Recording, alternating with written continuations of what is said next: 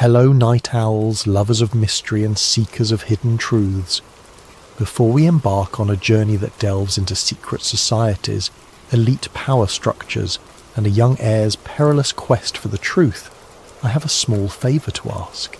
If you're tuning in right now, perhaps from the quiet comfort of your bedroom or a cosy corner of your living space, please take a moment to comment where in the world you're located and what time it is for you. I'm always fascinated by how stories bring people together across time zones, bridging the gaps of distance and culture. And while you're at it, if you find this tale stirring your imagination, especially in those late hours when you want your mind both soothed and intrigued, please subscribe to Sleep Theories. It's the perfect place to discover stories that dance between dream and reality, feeding your curiosity without jolting you awake. Sometimes the best bedtime tales are those with just enough darkness and intrigue to lull you into a thoughtful hush. Tonight's story is titled Bloodline, the Boy Who Exposed the Light. Imagine a childhood wrapped in the trappings of unimaginable wealth, where private jets, vast estates, and hush-hush family gatherings are the norm. Yet behind the gilded veil lies something more profound and more sinister. An ancient order that shapes global events, controlling economies, politics, and even technology from the shadows. This order, colloquially known as the Illuminati, has been whispered about in conspiracy theories for centuries. But for Elias Vance, heir to the storied Vance dynasty, it's not just theory, it's blood-bound truth. From his earliest memories, Elias sensed the strangeness woven into the hush around him. Cryptic symbols, whispered vows at midnight gatherings, a father who insisted that certain knowledge wasn't to be shared. And when he came of age, that hush shattered into a revelation.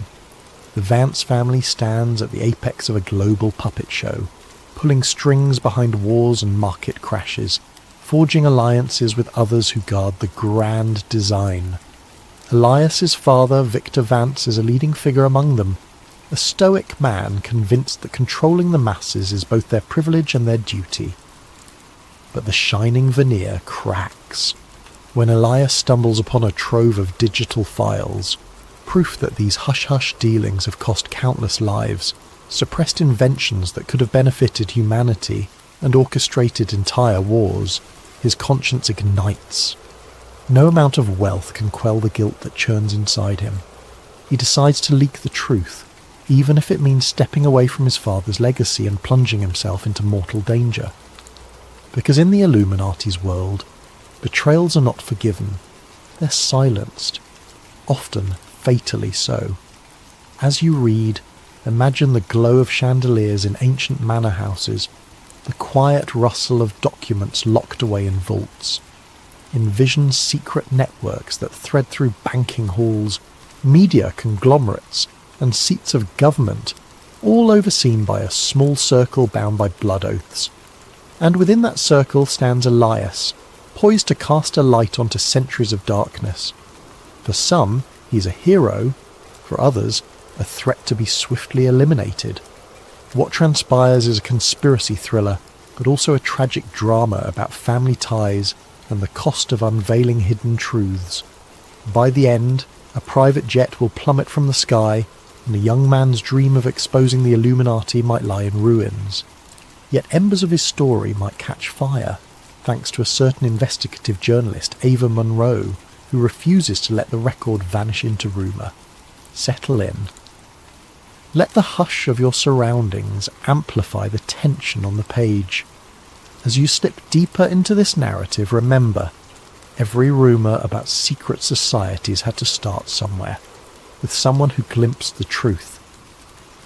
In Bloodline, the boy who exposed the light, that someone is Elias Vance, a child of wealth, fated to challenge power so old it feels eternal.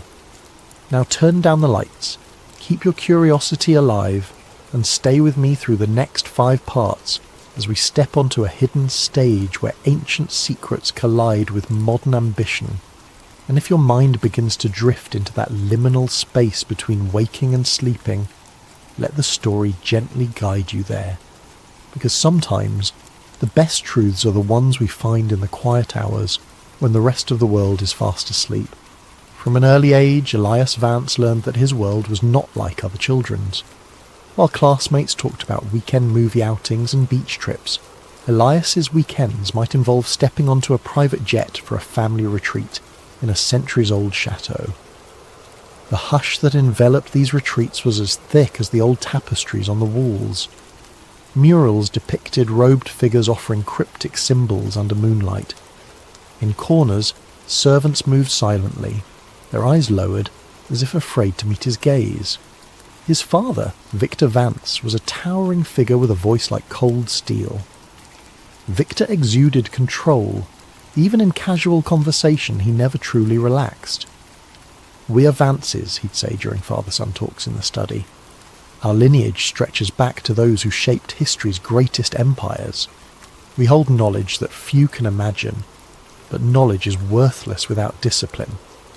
He emphasized that last word with a cautionary edge, as though discipline was a shield between greatness and downfall. At age 8, Elias caught glimpses of gatherings in the mansion's hidden chambers. Figures in dark suits and formal gowns murmured in low voices, symbols carved onto the wooden floors. Once he saw his father conducting what looked like a candlelit ritual, men and women chanting in unison, swirling incense filling the air, and an ancient crest inscribed on the central stone tile. The crest bore an eye set within a pyramid-like shape, a design that seemed to watch from the gloom. Elias felt a mix of awe and unease. When he asked about it the next day, Victor's jaw tightened. "You saw nothing. Speak of it again, and there will be consequences," he warned.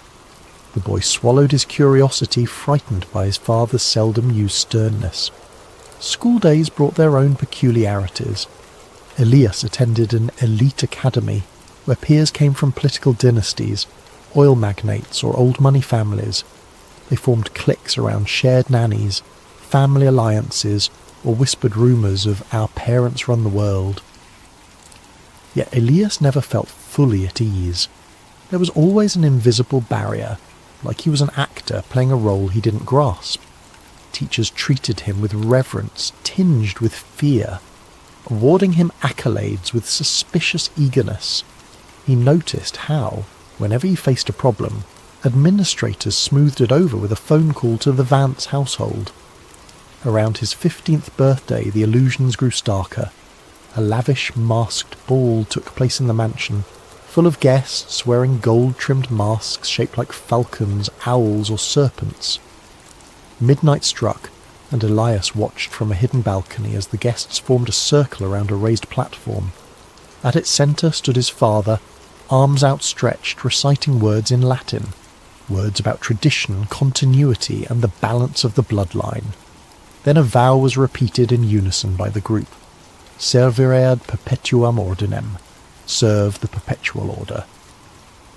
That night, his father revealed just enough for Elias to guess at the truth. "We are part of a long lineage that ensures stability in a chaotic world," Victor said, brandy swirling in a crystal glass. "Our family invests in certain endeavours that shape the course of nations. One day, you'll stand in that circle." Elias's stomach churned with questions. But how? Why? Who are these people? His father's stiff posture never wavered. "You'll understand when you come of age." The more Elias listened, the more he recognised that this wasn't mere philanthropy or business networking. It was a system, centuries old, veiled in secrecy, and protected by vast wealth. Each time he tried to raise concerns, Victor dismissed them as youthful ignorance.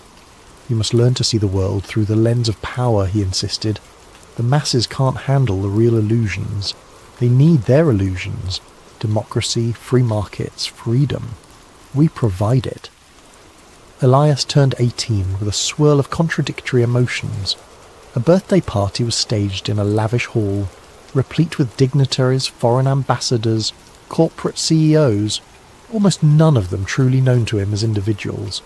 They called him Young Master, gave him gifts representing ancient lineages, a ring engraved with arcane symbols, a leather-bound book of codes, a scepter-like baton rumoured to be an artefact from some obscure realm.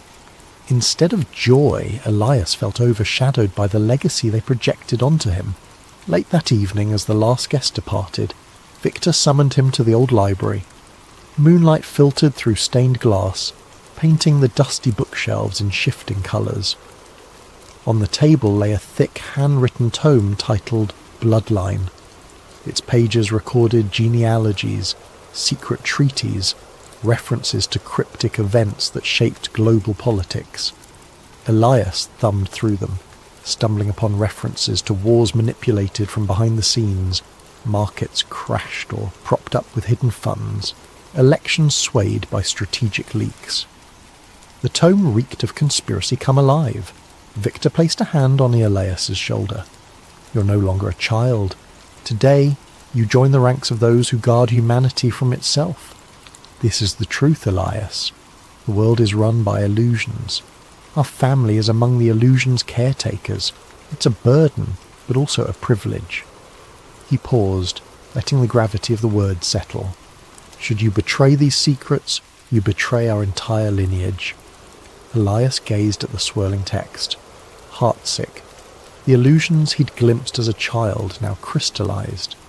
They were the illusions that shaped governments, economies, and technology itself. But how much suffering had these illusions wrought? The library walls pressed in, heavy with the hush of ancestral watchers, as if the paintings and old busts were silently judging him. He exhaled, nodding his acceptance outwardly, but a kernel of doubt took root. Could a single family, indeed a single global circle, truly claim the right to manipulate billions of lives? Even if they believed it was for stability, who decided how far was too far? That night, Elias tossed in bed, haunted by the vow he'd effectively taken. The sense of destiny weighed on him, yet so did an unspoken conflict. Would he be a caretaker of illusions, or a breaker of them? He drifted off to dreams of shadowy gatherings and puppet strings controlling entire nations. Somewhere in that swirling dreamscape he resolved, I have to learn more. I have to see how deep these roots go, before I can decide my own path. Years passed in a blur of refined academia and stealth training. Under the watchful eye of his father, Victor Vance, Elias mastered the art of measured speech, network building, and clandestine negotiation. He studied finance at an exclusive university, though study was a loose term, given how the professors bent over backward to accommodate him. In parallel, private tutors introduced him to off-the-books lessons, infiltration, cryptography, crisis economics, and psychological manipulation. By age 25, Elias had become a rising star in the family's conglomerate, Vance Global Holdings. He was admired for his visionary approaches, but behind the scenes, he was fulfilling tasks orchestrated by the Circle, the Illuminati, and a council. They assigned him missions, quietly cornering a foreign telecom market to ensure data control in a strategic region, or engineering public opinion through a chain of media acquisitions. Elias performed with efficiency, but each success left a bitter aftertaste. Then came an assignment that tipped the scales of his conscience. The Circle demanded the sabotage of a philanthropic foundation's energy project, which threatened to disrupt the established oil market. The technology offered a cheap, renewable source of power that could empower developing nations, cutting ties to the current global framework. The Circle viewed it as a risk to balance. Elias recognized it as beneficial to humanity. They insisted, stifle it, use lawsuits, smear campaigns, bribed inspections, shut it down. He carried out the sabotage with chilling precision, yet the guilt gnawed at him. Over weeks, the Foundation's labs were raided on spurious legal grounds. Their funding dried up overnight, their lead scientist discredited. Watching bright-eyed innovators turned into pariahs twisted Elias's stomach. He saw how easily the Circle's weight could crush hope. One evening, Elias rummaged through a sealed archive in the Vance mansion's depths, a place he'd been warned never to approach. There he found an old digital repository labelled with an innocuous name, Global Project Summaries. Once opened, it revealed hundreds of files referencing orchestrated wars, rigged elections, suppressed cures for diseases, and financial bubbles manufactured then burst at will. Some files dated back decades, others centuries. The earliest ones were accounts of secret alliances that shaped entire dynasties in Europe, coded references to Masonic subgroups, and diaries of men who believed themselves custodians of civilization's destiny. Elias felt as if the ground under him had cracked wide open. The foundation for so many tragedies, famines, conflicts, diseased economies, lay documented in these pages. Each heartbreak in the public sphere might have a hidden impetus traced back to these halls. It was bigger than just his father or one family. This was a multi-generational machine fueled by the arrogance of "we know best." Over the next months, Elias feigned loyalty while quietly copying data onto encrypted drives. He needed someone to confirm the authenticity. That led him to an investigative journalist named Ava Monroe. For years, she'd been delving into conspiracies about a hidden hand shaping global events. Elias reached out under a pseudonym, feeding her small tidbits, like how certain politicians reverse stances overnight after receiving calls from unnamed consultants. Ava was initially skeptical, but the evidence was compelling enough to make her keep listening. They established a clandestine communication line, using obscure cryptographic protocols. Elias would drop file snippets, Ava would parse them, cross-check them with her own leads. Soon, her doubts evaporated. "This is real," she whispered during a voice message. "I've never seen anything this damning." Simultaneously, the Circle assigned Elias to a new mission: help orchestrate a soft regime change in a resource-rich African nation by controlling its currency supply. The plan would topple a democratically elected leader, installing a puppet regime friendly to Western oil interests. Elias felt revulsion. He realized the Circle's illusions came at the cost of countless lives. People starved or lost freedoms so the Circle could keep order. A pivotal turning point arrived when an associate in the Circle casually boasted about orchestrating a minor coup decades prior. The man's arrogance, the callous disregard for human life, jarred Elias. "We do what's necessary," the associate said with a smug grin. "If we let naive do-gooders run amok, the world collapses. We're the watchers on the wall." That was the final straw. Elias decided to not just leak minor details, but to lay bare the entire truth. A complete reveal. He confided in Ava more directly. Though they never met in person, a mutual trust formed through their coded chats. "I'm going to blow the lid on everything," he told her. "I have the archives, decades of conspiracies, proof of global manipulation. Once the world sees it, they can't unsee it." She warned him. "They'll come for you. They may kill you." Elias's jaw clenched. "I know, but it must be done." As his father's next big ceremony approached, a final step in grooming him for a seat on the Circle's inner council, Elias pretended compliance. Meanwhile, Ava quietly enlisted other journalists and whistleblowers, planning an online drop of data timed with Elias's personal video confession. The risk was monumental. The Circle's intelligence networks were vast, but Elias believed in the unstoppable power of truth once unleashed globally. During a private dinner, Victor Vance made a toast to Elias's upcoming induction. "Son, I've never been prouder. Soon you'll stand among the elders, shaping tomorrow." Elias raised his glass, forcing a smile. Beneath the table his palms sweated. He pictured the thousands of families torn apart by manipulated wars, the innovators silenced, the great leaps in technology withheld for decades. He realized he was about to betray all he was raised to be, and yet it felt like a liberation.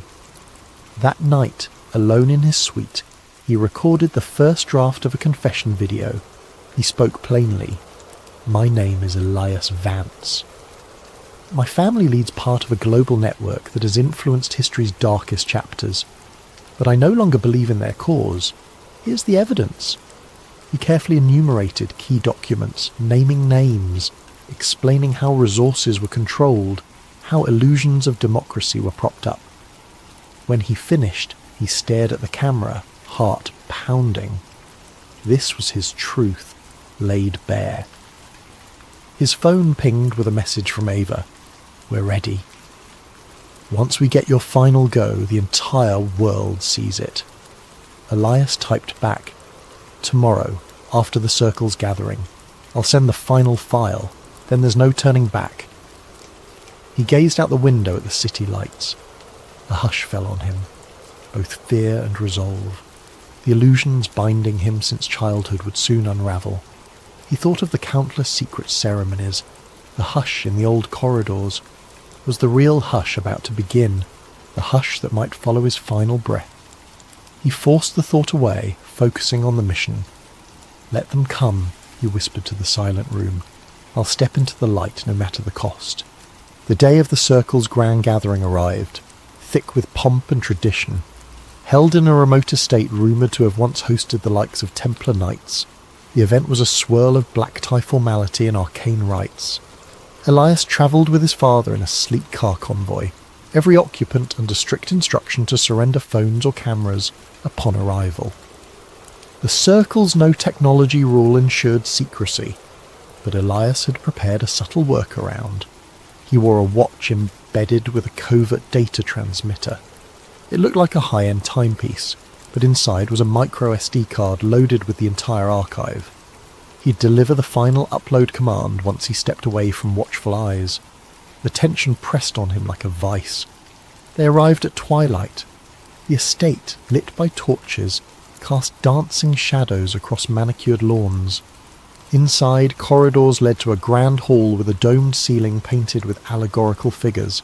Gods, angels, demons, all swirling in cosmic battle.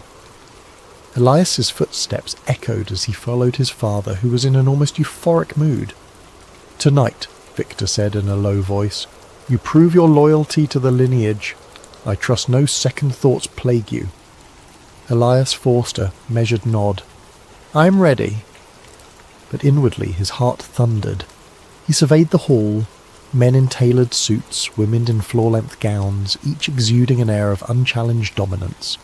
Whispers drifted through the air, plans for economic adjustments, policy alignments, and targeted asset acquisitions, the language of quiet dominion.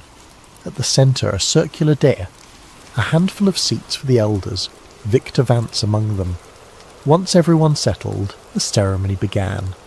Elias watched as the High Elder led a ritual invocation, chanting about guardianship of the grand design, referencing an archaic oath that signified their ancient lineage. Then came the moment for Elias's induction. He stepped forward, forcing composure as the High Elder placed a ring etched with the eye in a triangle onto his finger. Applause followed, polite, measured, and ever so final. He bowed. On the outside, a dutiful scion accepting his inherited role. Inside, a rebel who was about to push the nuclear button of truth. As the formalities concluded, the assembly transitioned to informal discussions, sipping rare wines and analysing current affairs. Elias excused himself to the library, feigning a desire for solitude to reflect. No one questioned it. In that quiet library, he activated his watch's hidden function. The micro SD card inside contained a script set to release the entire trove to global servers, along with a personal video statement. He tapped the watch's face, once, twice, thrice, entering a hidden code. A small LED blinked. A jolt of adrenaline ripped through him. It's happening. The data was beaming to multiple fail-safe servers. Meanwhile, a link was heading to Ava Munro, who'd be ready to disseminate it across decentralized networks, ensuring the world saw it. Within minutes, the illusions of the circle would be laid bare. He took a trembling breath. No turning back now. He pictured the stunned faces that would soon realize the unthinkable betrayal. pictured also the countless innocents who might awaken to the manipulations overshadowing their lives. He prayed the revelations would spark a real shift, not just more confusion.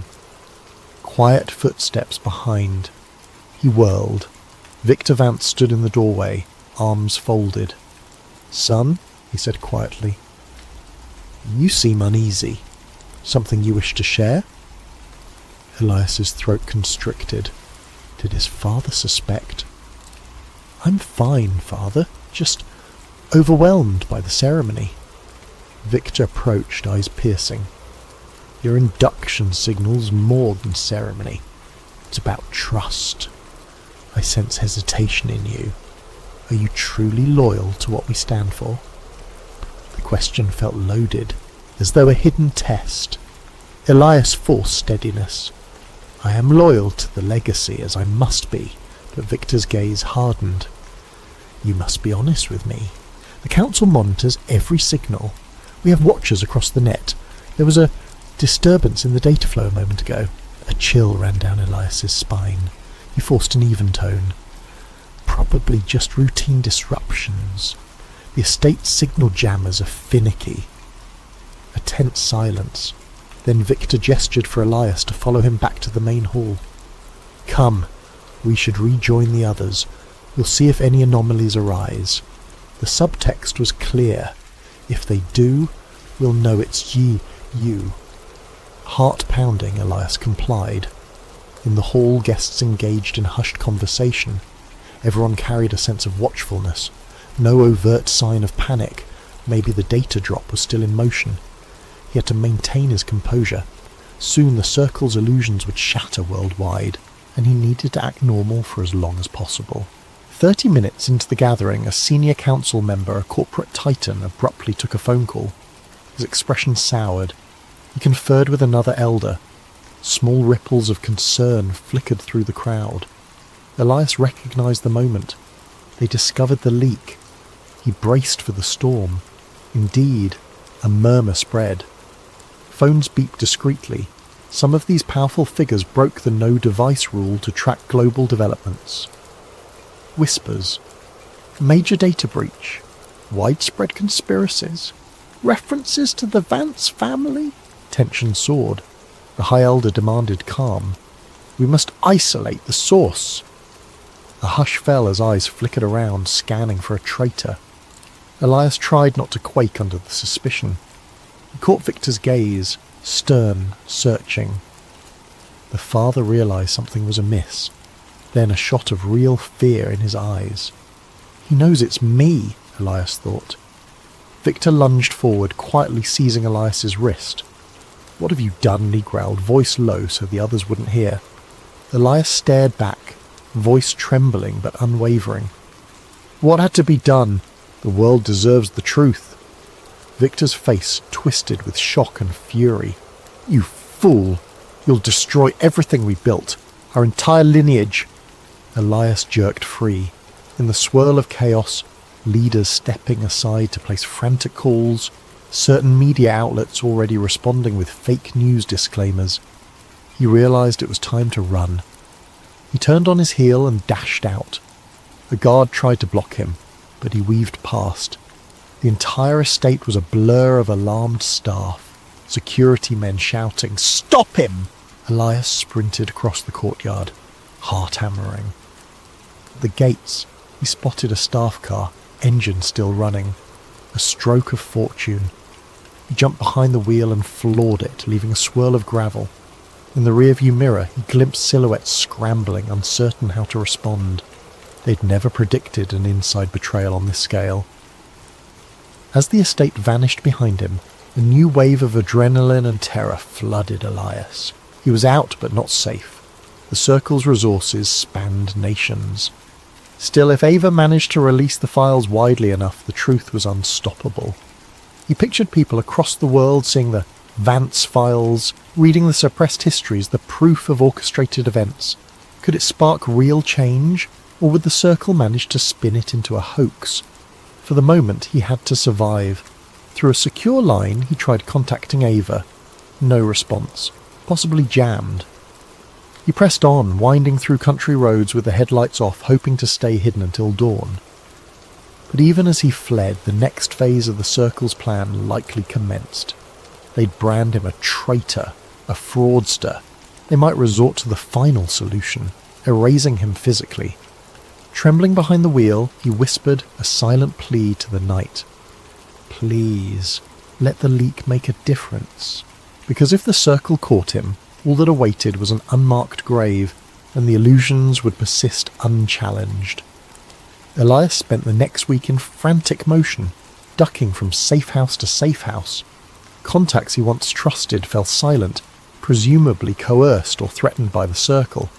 Only Ava Monroe remained a faint lifeline, exchanging messages through dead-drop emails and burner phones.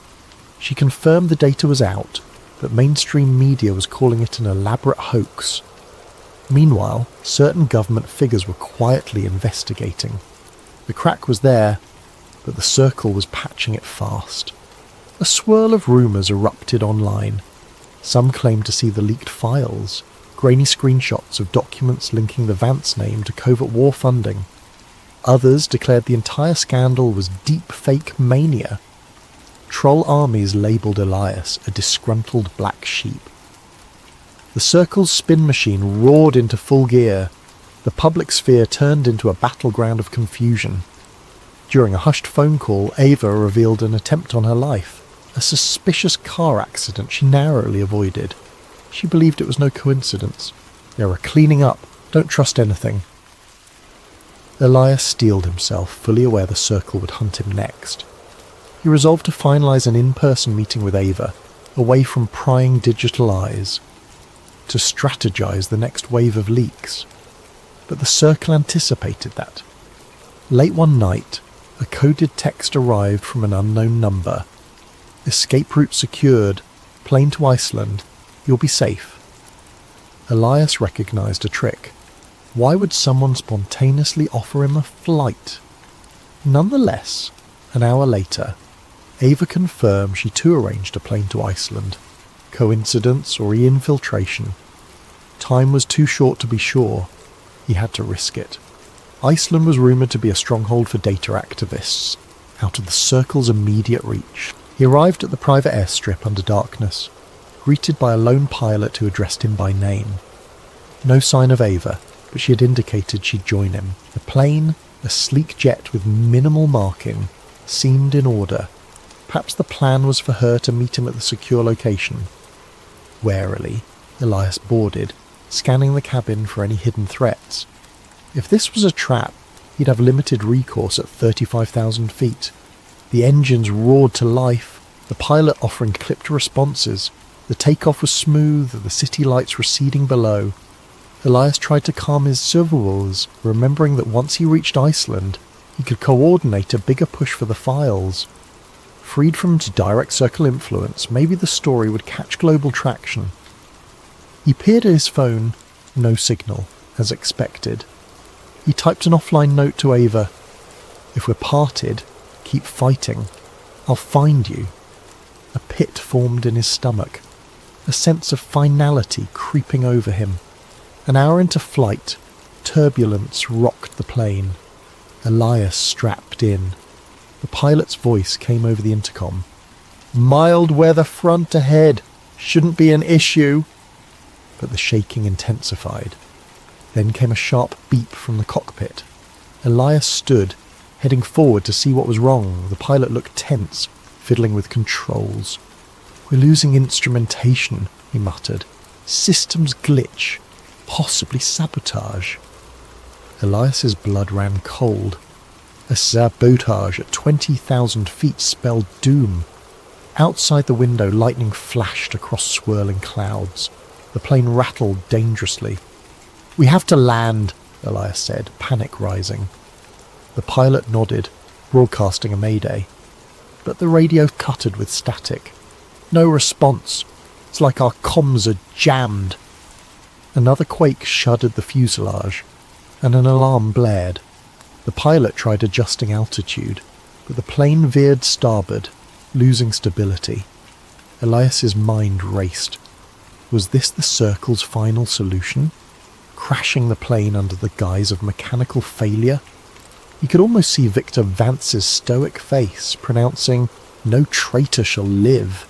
The pilot cursed, fighting the controls, sweat pouring. "We're going down, I can't regain flight systems." Elias seized the emergency radio, repeating the mayday on different frequencies. Silence. A flicker of hope came when a scratchy voice responded, some distant air traffic controller. Then it cut off abruptly, possibly jammed again. The plane pitched downward, engines whining in protest. Time slowed. Elias's heart hammered in his chest. He braced himself in a seat, fastening every belt he could. A series of jarring lurches, the lights flickering. The altimeter spun wildly. A horrifying thought. Even if I survived the crash, the circle might finish me anyway. But no time for that. The pilot shouted, "Brace! Brace! Brace!" Then everything dissolved into a cacophony of shrieking metal and sashing impact. A swirl of chaos overtook Elias, searing pain, the sense of tumbling, seatbelts constricting, an explosive noise. Darkness swallowed him, though he vaguely registered the plane tearing into what felt like open water. Water flooded the cabin, freezing cold. Bizarre hush followed. Am I alive? For a moment he drifted in watery oblivion, lungs burning. Something in him refused to surrender. He fumbled, found a breach in the fuselage, forcing himself out. The sharp edges cut into him. His vision blurred with salt water and the strobing light of a single emergency beacon. Then blackness again. Hours later, maybe minutes, maybe days, he woke on a scrap of drift material battered by ocean waves. The plane was nowhere to be seen. The pilot was gone. The night sky loomed overhead, stars swirling. Every nerve screamed in pain. A savage cough seized his chest. Alive? But how long? He clung to consciousness, an internal refrain repeating, "Don't let them win. Don't let them bury the truth." Then a faint noise, an approaching vessel. The lines between dream and reality blurred. He remembered Ava's words about a decoy plan, how sometimes flight manifests were altered. Could she have orchestrated something? But memory flickered out. Next time he stirred, morning light glinted on rolling waves, and no sign of rescue. This is it. With what little strength remained, he mentally recited the conspiracies he'd exposed. Even if he died now, the data was out. Someone might keep it alive. The final thought that flickered. Ava, she must live. She must carry on. Then darkness overcame him again. In the official news cycle, reports surfaced. Private jet crash, business air, Elias Vance presumed dead. Coverage was fleeting. Mechanical failure was blamed. Investigations concluded swiftly. Meanwhile, some corners of the internet seethed with speculation. Was it sabotage? The Vance family offered sorrowful statements, but made no mention of any conspiracy.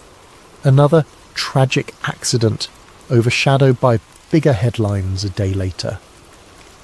Time ebbed forward, the public's attention shifting. People obsessed over new celebrity scandals, fresh political bickering, financial flux. The tragedy of Elias Vance receded to a faint memory in the mainstream. Officially, no remains were recovered, though a funeral was held, a solemn affair. The global elite paid stiff-lipped respects. Victor Vance stood stoic, offering no sign of paternal grief to the cameras, only a short statement about honouring my son's memory. But in shadowy corners of the digital realm, rumours festered. Bits and pieces of the Vance files still circulated, though the circle poured resources into discrediting them. Websites hosting the data vanished overnight, domain ownership revoked. Social media flagged the leaks as fabricated. A wave of so-called experts insisted the documents were AI-generated illusions, fueling an ironically conspiratorial explanation. People debated fervently, never certain of the truth. Ava Monroe lived in a precarious twilight. She had survived because she never boarded that private jet, suspects directing a trap. Instead, she'd orchestrated a fallback plan with Elias. If he vanished, she'd become the guardian of the remaining files. She harboured a flicker of hope that Elias might still be alive. But as weeks turned to months, that hope dimmed. She hammered at her keyboard day and night, refining new ways to leak the data. She published carefully on obscure platforms, encouraging smaller investigative reporters to pick up threads. But each time a thread gained traction, the Circle's countermeasures snuffed it out.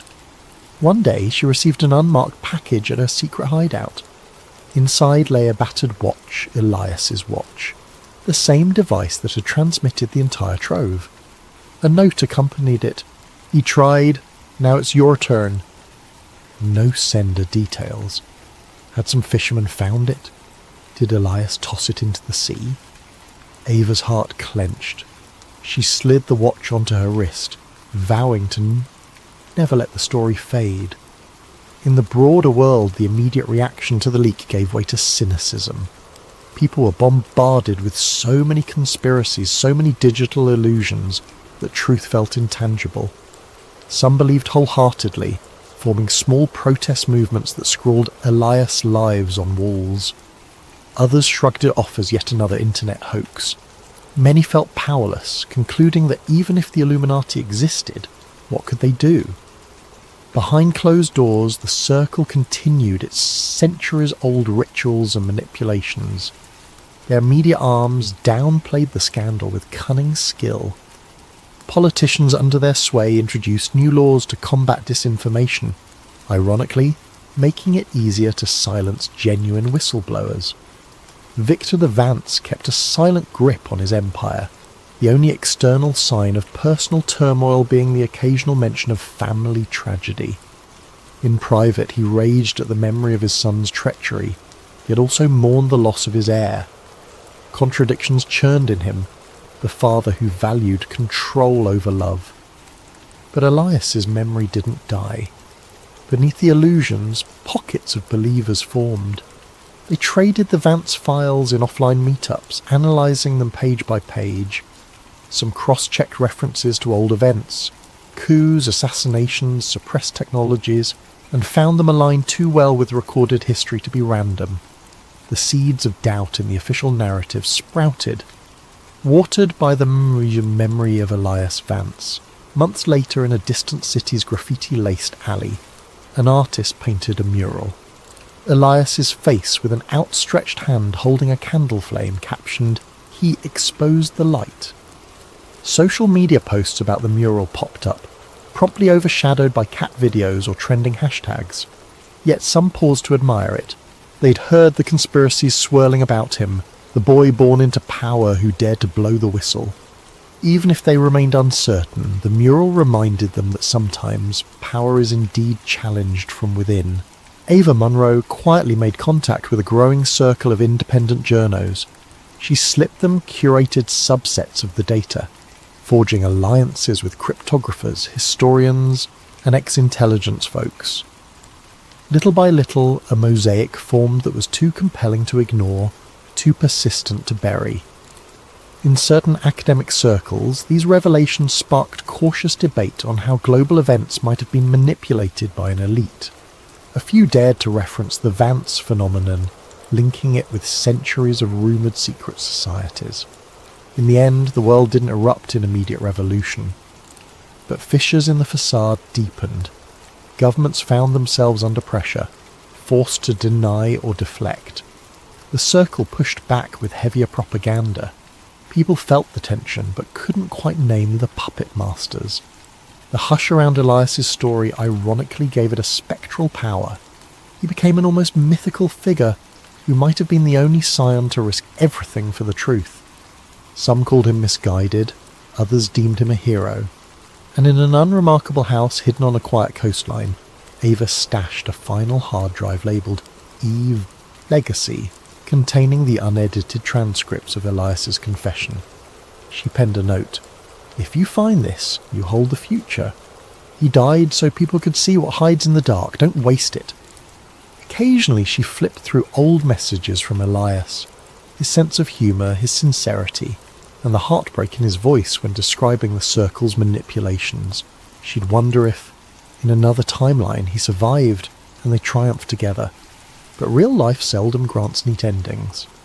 The fight continued, messy and uncertain. Still, she pressed on, because once you peer behind the curtain of illusions, you can't pretend ignorance. Elias Vance had gazed upon centuries of orchestrated power and decided to break the chain. They silenced his body, but not the echoes of his truth. And though the Illuminati might remain formidable, a small but determined fraction of humanity now carried the spark he lit. The hush in the corridors of power might never vanish fully, but it quivered under the growing weight of knowledge that refused to be caged. That is the story of the boy who exposed the light.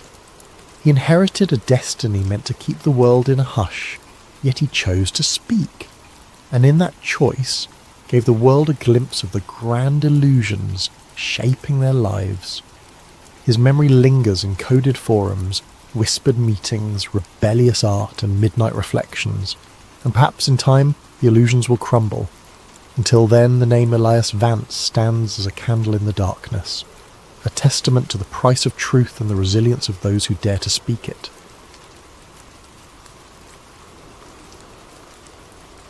Some say it's based on classified information that was never meant to reach public ears.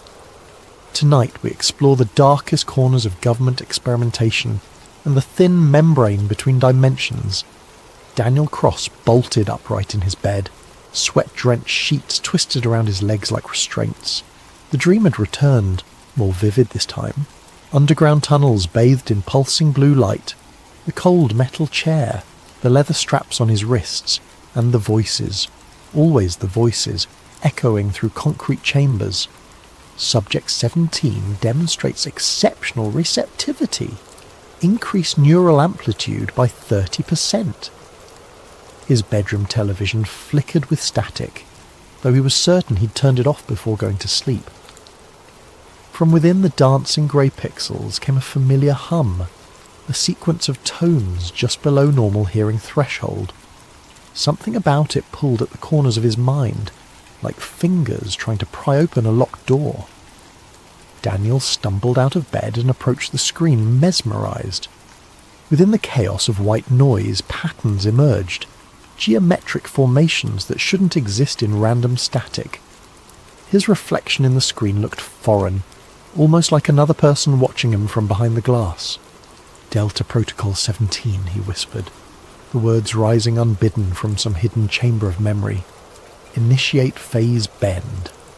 The static intensified, the hum growing to an electric whine that made his fillings ache. Then, as suddenly as it had begun, the television went black. Daniel stood there, trembling in the dark, wondering why tears were streaming down his face. In the morning, he convinced himself it had been nothing but a particularly vivid nightmare. But as he brushed his teeth, he noticed something unsettling in the bathroom mirror. A small red mark behind his ear, perfectly circular, like a healed puncture wound. He had no memory of receiving it. As the days passed, the dreams intensified. Always the same elements. The underground facility, scientists in lab coats, the chair with its cruel restraints, and tests. Endless tests designed to push the boundaries of his mind. In each dream he was younger, perhaps 11 or 12 years old. But the strangest part was the location that kept appearing in the background of these fractured memories. A distinctive radar tower rising against a darkening sky. When not at work coding security algorithms for a defense contractor, Daniel found himself obsessively drawing the tower, trying to place where he might have seen it before. His apartment walls became covered with sketches, the tower from different angles, the curved coastline it overlooked, strange symbols that his hand seemed to produce without conscious direction. His colleague Martin noticed the change in him first. "You look like hell, Dan," he said over lunch one day. "Not sleeping?" Daniel hesitated. "Just some weird dreams." "About what?" "I don't know. Some kind of facility. Tests. A radar tower by the ocean." Martin's plastic fork paused halfway to his mouth. "What kind of tower?" "An FPS-35, Cold War era. massive thing with a distinctive cowling. Daniel blinked, surprised at his own precise knowledge. Martin set down his fork. That's oddly specific for a dream. I know, and there's something else. Daniel lowered his voice. Sometimes when there's static on the TV I hear something, like a signal. What does it say? It doesn't speak. It's more like a beacon, calling me somewhere. Martin studied him for a long moment. You ever heard of Camp Hero? Out in Montauk? The name sent an electric shiver down Daniel's spine. His coffee cup slipped from suddenly numb fingers, shattering on the floor. Jesus, you okay? Martin asked, jumping back from the spreading puddle. I need to go there, Daniel whispered, staring at nothing. Montauk. The drive to Long Island took 4 hours, but to Daniel it felt like returning from an exile that had lasted decades.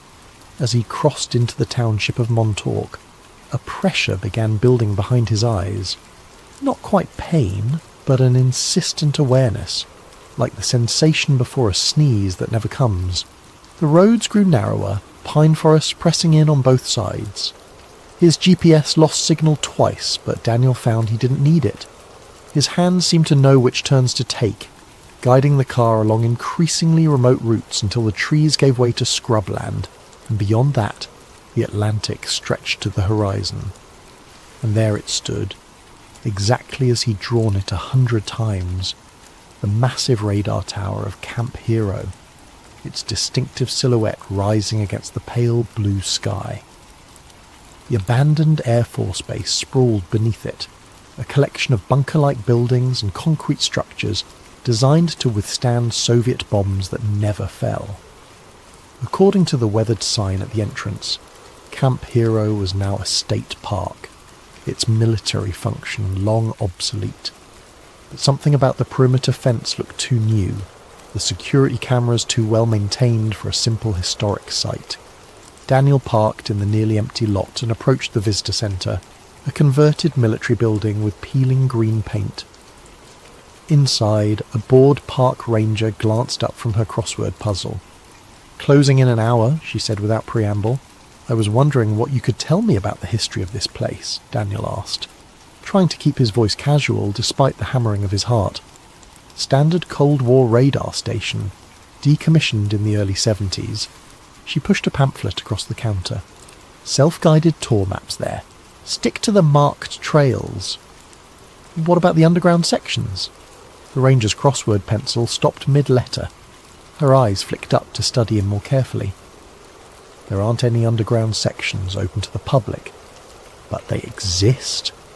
Look, mister, this is just an old radar station, if you're one of those conspiracy nuts.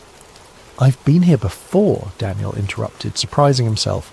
When I was a child, not possible. This place was sealed military property until 92. Daniel leaned forward. What about the Montauk project? The temperature in the room seemed to drop. The ranger's face hardened as she set down her pencil and reached for the phone. Park's closing early today. You need to leave. I just have a few questions. Now, she said, her finger hovering over the keypad. Or I call security. Daniel retreated to his car, the pamphlet clutched in his hand. As he pulled out of the parking lot, he noticed a black SUV with government plates turning in. The man in the passenger seat photographed his license plate as they passed. Instead of leaving, Daniel drove to the public beach adjacent to the former base. From there, he followed a trail that hugged the dramatic bluffs overlooking the Atlantic. The radar tower remained visible above the tree line, seeming to watch him as he walked. When he reached a chain-link fence marking the base's boundary, Daniel felt a strange duality, his conscious mind seeing it for the first time, while something deeper recognized every rust spot and bent link. He knew, without understanding how, that 20 yards to the left, the fence had been repaired where someone had once cut through it. Sure enough, when he checked, there was a section of newer fencing exactly where he'd expected. As the sun began its descent toward the horizon, Daniel found a secluded spot where the bluff had partially collapsed, creating a natural path down to a narrow strip of beach. The base's concrete seawall extended here, covered in graffiti and eroded by decades of salt spray. He ran his hand along the rough surface until his fingers caught on something, a small recess containing what appeared to be a rusted electrical box. Without hesitation, Daniel entered a sequence of numbers, 8-1-3-5. Nothing happened. He tried again with 8315, and then finally 8153. A deep mechanical groan emanated from within the wall. A section of concrete, expertly disguised as part of the seawall, shifted inward by several inches. Daniel pushed, and it swung open on hidden hinges to reveal a dark passage leading into the earth. The smell that wafted out was a complex mixture of mildew, ozone, and something chemical that triggered an intense wave of déjà vu. Daniel switched on his phone's flashlight and stepped inside. The passage sloped downward, concrete walls giving way to rough-hewn stone that glistened with moisture. Daniel moved cautiously, guided more by buried memory than by sight. After about 50 yards, the tunnel opened into a larger space, what appeared to be an abandoned maintenance room filled with rusted equipment and collapsed shelving. But Daniel knew this wasn't its original purpose. He directed his light toward the far wall, where a heavy metal door hung partially ajar. Beyond it lay darkness so absolute it seemed to swallow his flashlight beam. As he approached the threshold, a wave of dizziness overcame him. Fractured images flashed through his mind. Children in hospital gowns, scientists with clipboards, a massive chair surrounded by electronic equipment, and always, the tests. Focus on the light, Daniel. Tell us what you see through the gateway. His phone slipped from suddenly nerveless fingers, clattering to the floor as Daniel collapsed. The last thing he saw before consciousness fled was a symbol scratched into the metal door, a triangle intersecting with a perfect circle. When he awoke, Daniel was lying on the beach, waves lapping at his feet. The sun had set, and stars glittered in the darkening sky. His clothes were soaked with seawater, though he had no memory of entering the ocean. His phone was gone. And most disturbing of all, the entrance in the seawall had vanished, not just closed, but seemingly never there at all. Daniel stumbled to his feet, disoriented. His watch showed it was just past 9 p.m, but the date displayed was wrong. According to his watch, he had lost nearly 3 days. The drive back to his apartment in Connecticut was a blur, a dream-like passage through darkness punctuated by the hypnotic sweep of headlights. Daniel's mind churned with fragments of memory that couldn't possibly be his, yet felt more authentic than his recollections of college or his first job. He remembered the chair, the Montauk chair they'd called it, a monstrous assemblage of technology salvaged from alien craft and enhanced with Tesla-inspired circuitry. He remembered the sensation when they activated it with him strapped inside, like his consciousness was being pulled through the top of his skull and stretched across dimensions. And he remembered what they made him do with it. Back in his apartment, Daniel paced until dawn, scribbling everything he could recall into a notebook. Names surfaced: Doctor, Marcus Bennett, the project lead with cold blue eyes, Cameron Hayes, the military liaison who always smelled of cigarettes and cheap cologne, and Preston Nichols, the reluctant technician who sometimes snuck the children candy bars when the others weren't looking. Preston Nichols. The name felt important. When morning came, Daniel called in sick to work and drove to the nearest public library. The librarian gave him an odd look when he asked if they had anything on the Montauk project, but directed him to their small collection of conspiracy literature. There, sandwiched between books on Roswell and MK Ultra, was a worn paperback. The Montauk Project, Experiments in Time, by Preston B. Nichols and Peter Moon. Daniel's hands trembled as he flipped through pages describing exactly what he'd been remembering. The secret installation at Camp Hero, the psychic experiments, the Montauk chair, even the alleged success in manipulating the fabric of time and space. According to Nichols, the Montauk Project was the continuation of the Philadelphia experiment, another rumoured government program that supposedly made a naval destroyer, the USS Eldridge, temporarily invisible and teleported it from Philadelphia to Norfolk, Virginia in 1943. The book claimed the Montauk Project had been shuttered after an incident in 1983 when a monstrous manifestation, dubbed the Beast, had been psychically pulled through a dimensional gateway. The creature had wreaked havoc before the power was cut and the project abandoned. But Daniel knew this wasn't entirely true. The project hadn't ended. It had evolved. The techniques refined at Montes had been incorporated into other programs, dispersed across multiple sites to ensure no single failure could expose the entire operation. Back at his apartment, Daniel found himself standing before his closet, staring at a locked metal box on the top shelf. He had no memory of putting it there, yet he knew exactly what it contained. The key was taped underneath his dresser, precisely where some part of him expected it to be. Inside the box was a US Bank safety deposit key. The following morning, Daniel presented himself at First National Bank in downtown Hartford. He provided the key along with his ID, and the manager escorted him to the vault. When they were alone with the metal drawer extracted from the wall, Daniel opened it with a sense of inevitability. Inside lay a manila envelope, sealed with red security tape bearing federal classifications he shouldn't have had access to. He broke the seal and emptied the contents onto the small table. Photographs spilled out, black and white images of children in a sterile facility. In several, Daniel recognised his younger self, perhaps 10 years old, wired to various machines. In one particularly disturbing image, he sat in a massive chair surrounded by Tesla coils and computer banks, his small form almost swallowed by the ominous apparatus. There were documents too, partial research notes, diagrams of the Montauk chair annotated with equations that made his eyes hurt to look at, and a map of Camp Hero with underground sections marked in red. At the bottom of the pile lay a compact disc in a paper sleeve, unmarked except for a date. August 12th, 1983, the day of the alleged Beast incident.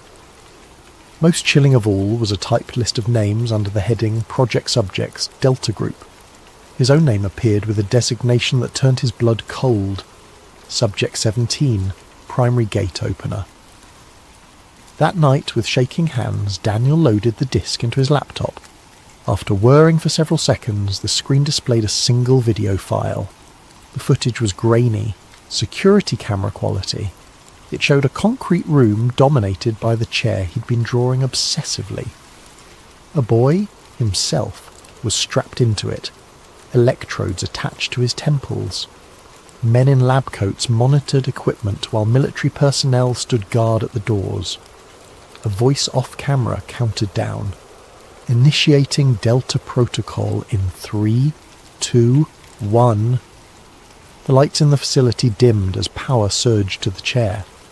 Young Daniel's body went rigid, his back arching impossibly as his eyes rolled back. Equipment sparked and smoked. Several technicians backed away nervously. Then, at the centre of the room, the air itself seemed to tear open. A writhing black void that pulsed like a living thing. From within that impossible darkness, something began to emerge. The camera feed distorted violently, static washing across the screen. When the image stabilised, chaos had erupted. People were screaming, running. Blood spattered one of the walls. And at the edge of the frame, partially obscured, was a glimpse of something that couldn't exist in our reality. A mass of shifting geometries and impossible angles that hurt to look at. The final clear image before the video cut to static. Young Daniel staring directly into the camera. Blood streaming from his nose and ears. Mouth moving to form words that seemed addressed to his future self. You have to shut it down before it opens again. Daniel ejected the disc with numb fingers, his mind reeling. Not just from what he'd seen, but from what was happening inside his head. Memories crystallizing, filling in gaps he hadn't known existed. He remembered now. All of it. The next day he called the only person who might understand. The number was etched in his memory, though he couldn't recall ever learning it. "Hello?" The voice that answered was aged, cautious. "Is this Preston Nichols?" A long pause. "Who's asking?" "My name is Daniel Cross. I was Subject 17 at Montauk." The silence that followed lasted so long that Daniel thought the connection had been lost. Finally the old man spoke, his voice a haunted whisper. "God help you, boy. They're still watching. I need answers. Not over the phone. They're always listening." Another pause. "The lighthouse. Tomorrow. Noon." The line went dead. Daniel arrived at the Montauk Point Lighthouse an hour early, parking his rental car. He'd abandoned his own vehicle, suddenly paranoid about tracking devices, in the tourist lot. The historic lighthouse stood tall against a sky heavy with approaching storm clouds, its red and white stripes a cheerful contrast to the grim purpose of his visit. He spotted Nichols immediately, a heavy-set older man in a worn fisherman's jacket sitting alone on a bench overlooking the Atlantic. As Daniel approached, Nichols didn't turn but spoke as if continuing a conversation already in progress. "They told us we were serving our country," he said, eyes fixed on the churning waves below. "Advancing human potential, opening frontiers. What a load of horse shit." Daniel sat beside him. "You were there. You helped them. And I've spent 40 years trying to make up for it." Nichols finally turned to look at him, his weathered face a map of regret. "Jesus. You grew up. Last time I saw you, you were just a skinny kid with too much power in your head. What did they do to me?" Nichols sighed, reaching into his pocket for a pack of cigarettes. His hands trembled slightly as he lit one. "You were special, even among the sensitives. Most of the children could receive impressions, maybe move small objects, but you could create doorways. Doorways to where? That was the question, wasn't it? At first, they were just focused on remote viewing, psychically observing distant locations.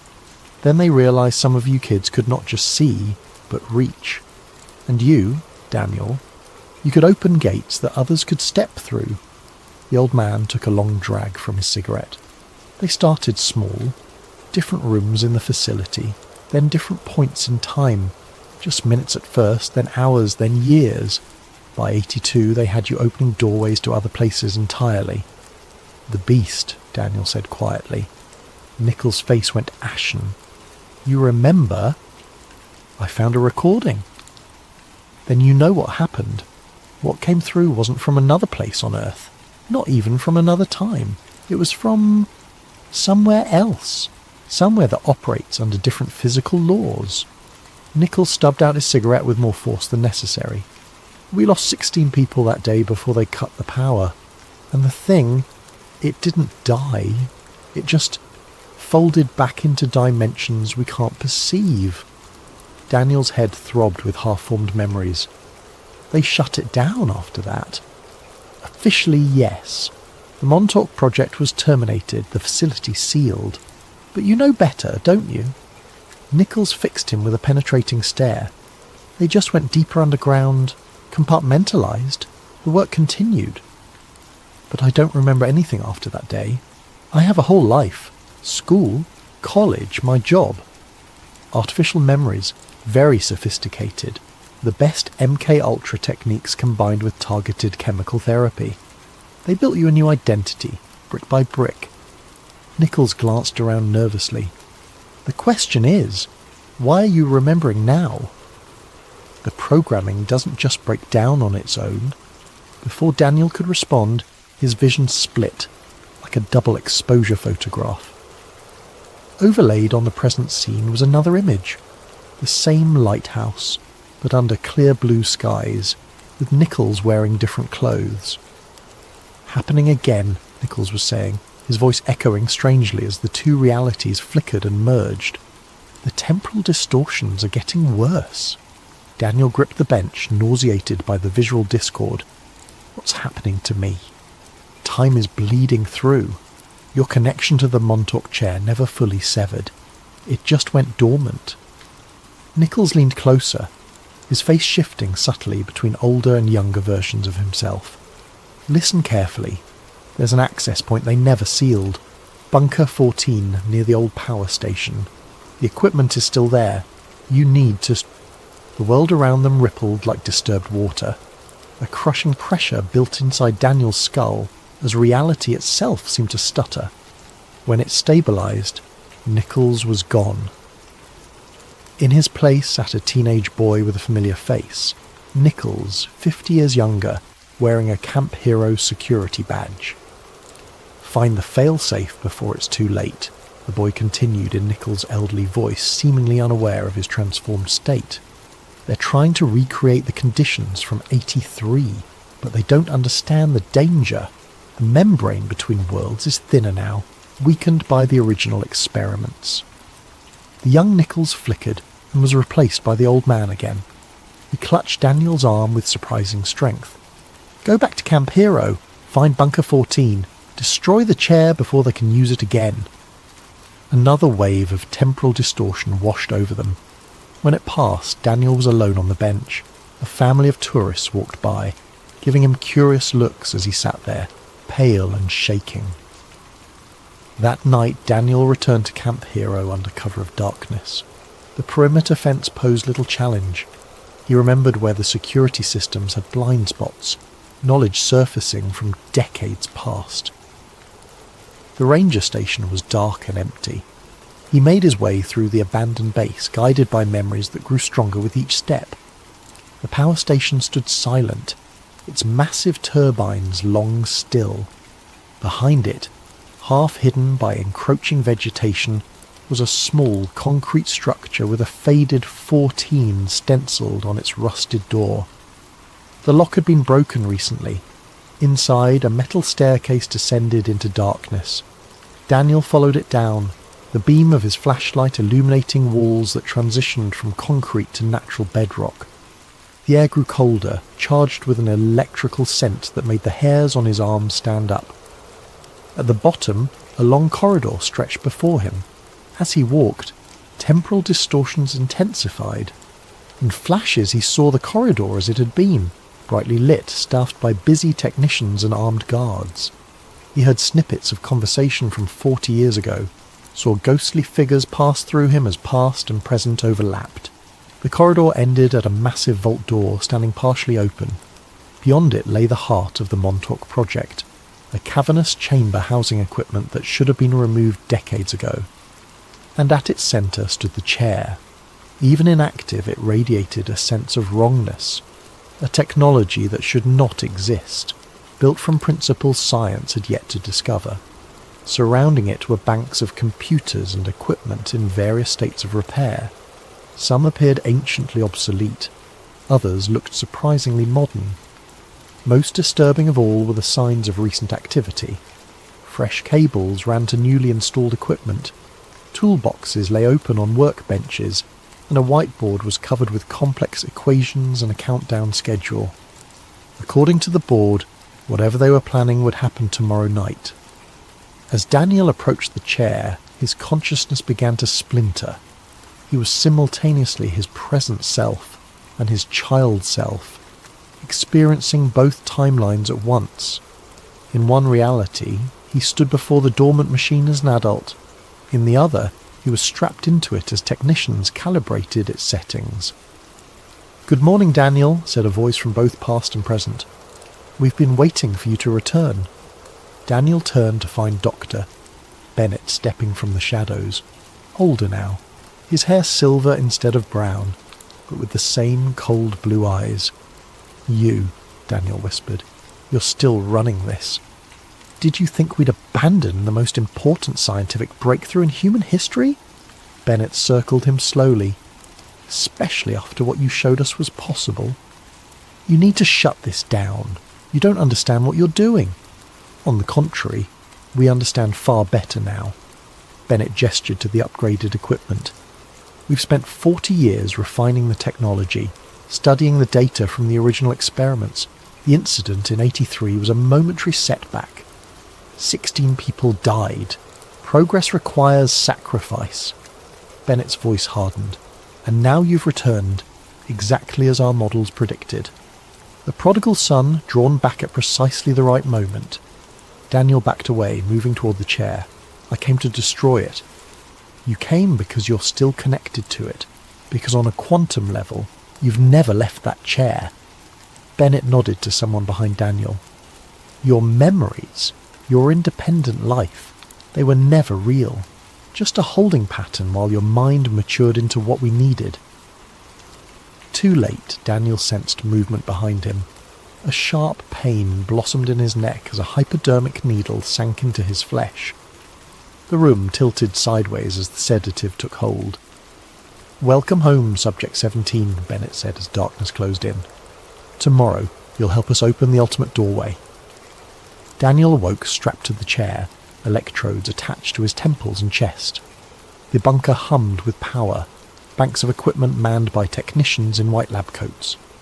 Armed guards stood at attention along the walls. His mind felt clearer than it had in days. The chemical fog of suppressed memories finally lifted. He remembered everything now. His childhood, the tests, the growing fear among the scientists as they realized what they'd discovered, and most of all the true nature of what had come through the gate in 1983. Dr. Bennett approached, clipboard in hand. "Consciousness has returned. Excellent. We have limited time before the window aligns." "You can't do this," Daniel said, straining against his restraints. "You saw what happened last time. A miscalculation. The entity was unstable in our dimensional framework." Bennett checked readings on a nearby monitor. "This time we're better prepared. The integration will be controlled." "Integration?" Cold horror spread through Daniel's chest. "You're not just opening a doorway. You want to bring something through permanently?" Bennett's smile didn't reach his eyes. "Not something, Daniel. Someone. Or perhaps, more accurately, someone's." He gestured toward a large display screen where images flashed in a rapid sequence. Advanced technology, biological enhancements, weapons beyond current human capability. Our visitors have so much to offer. Knowledge, power, evolutionary advancement. Bennett adjusted a dial, increasing power to the chair. "All they ask in return is a suitable environment, hosts who can withstand the integration process." "They're not visitors," Daniel said, the truth crystallizing in his mind. "They're invaders, and you're giving them the door code." Bennett ignored him, addressing the technicians. "Begin the initialization sequence. Power to 70%. The chair hummed to life, vibrating subtly beneath Daniel. Familiar sensations flooded his consciousness. The stretching feeling, as if his mind were being pulled from his body and extended across unseen dimensions. On monitors around the room, waveforms pulsed and danced. A technician called out readings. Quantum tunneling effect established. Temporal aperture forming. Daniel closed his eyes, focusing inward. They thought they were in control, using him as a tool, but they'd forgotten something crucial, something even he had only just remembered. He wasn't just a key to open the door, he was the doorway itself. In 1983, when the beast had emerged, young Daniel had done something desperate in the final moments. He'd imprinted a failsafe into the quantum structure of the chair, a back door that only he could access. As the power built around him, Daniel reached into that hidden channel, his consciousness expanding beyond the confines of normal space-time. He could feel them waiting on the other side, vast intelligences, ancient and patient, pressing against the membrane between worlds like fingers testing a soap bubble's strength. And they were hungry. "Aperture at 60%, called a technician. "Dimensional breach imminent." Bennett leaned over Daniel, voice low and eager. "Can you feel them? They've waited so long to meet us properly." "Yes," Daniel whispered, his eyes still closed. "I can feel them, but they're not what you think." "Power surge," shouted a technician. "Systems drawing more than input capacity," Bennett whirled. "That's impossible. Check the—" "It's me," Daniel said, his voice oddly calm as blood began to trickle from his nose. "I'm the power source now. I always was." Around the room, equipment sparked and smoked. Lights flickered as power drained from all systems toward the chair. The metal beneath Daniel grew hot enough to scorch his skin, but he barely noticed the pain. At the centre of the room, air began to twist and distort, reality folding like origami into impossible geometries. Through the forming aperture came glimpses of a realm beyond human comprehension, vast architectures that defied Euclidean space, entities composed of light and thought rather than matter. "Yes!" Bennett exulted, oblivious to the danger. "It's working!" A technician grabbed his arm. "Sir, the subject's brainwave patterns are altering the protocol. He's changing the coordinates. Override him. Cut direct neural input. We can't. He's bypassed the safeguards." Daniel opened his eyes, now glowing with an inner light that cast no shadows. When he spoke, his voice reverberated with harmonics that made glass surfaces throughout the bunker vibrate. "I'm not opening a door for them to come here," he said. "I'm creating a vacuum, a one-way passage." The aperture grew, swirling darkness shot through with impossible colours. Air rushed toward it in a howling vortex. Loose objects began sliding across the floor.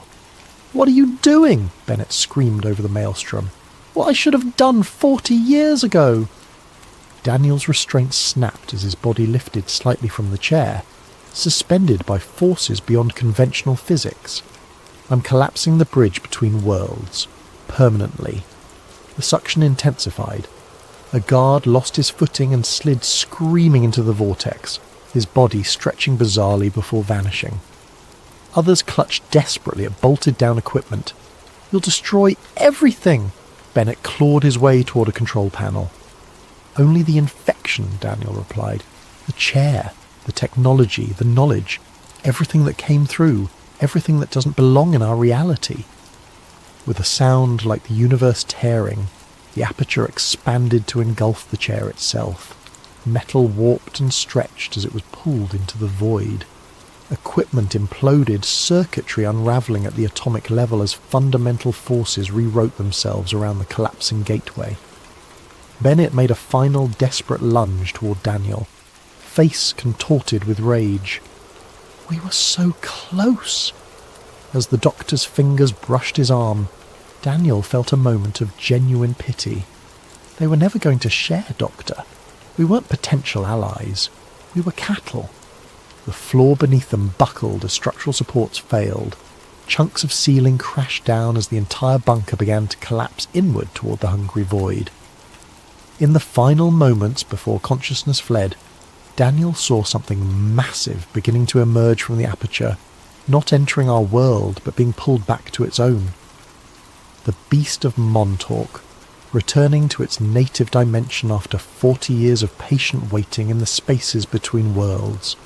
Its vast form registered in his human perception only as impressions, countless eyes, geometries that hurt to comprehend, and a telepathic voice that bypassed his ears to resonate directly in his mind. "You have closed the way. But there are other doors, other keys."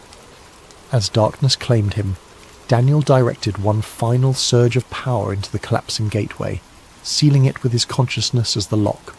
Daniel awoke to the rhythmic beeping of hospital monitors. Sunlight streamed through Venetian blinds, casting striped shadows across starched white sheets. His body felt leaden, every movement requiring conscious effort. A nurse noticed he was awake and summoned a doctor.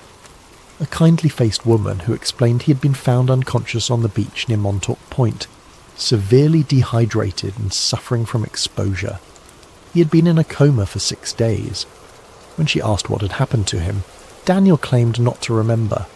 3 days later, he checked himself out against medical advice. His apartment, when he returned to it, had been searched with professional thoroughness, nothing obviously disturbed, but he could feel the intrusion like a psychic fingerprint on every surface. His computer was gone. So were his notebooks, filled with memories and sketches. In their place sat a slim manila folder containing a single document, a government position offer with the Department of Energy at a salary triple his current one. The message was clear: forget what happened, take the money, live a comfortable life under watchful eyes. Daniel burned the offer and set to work.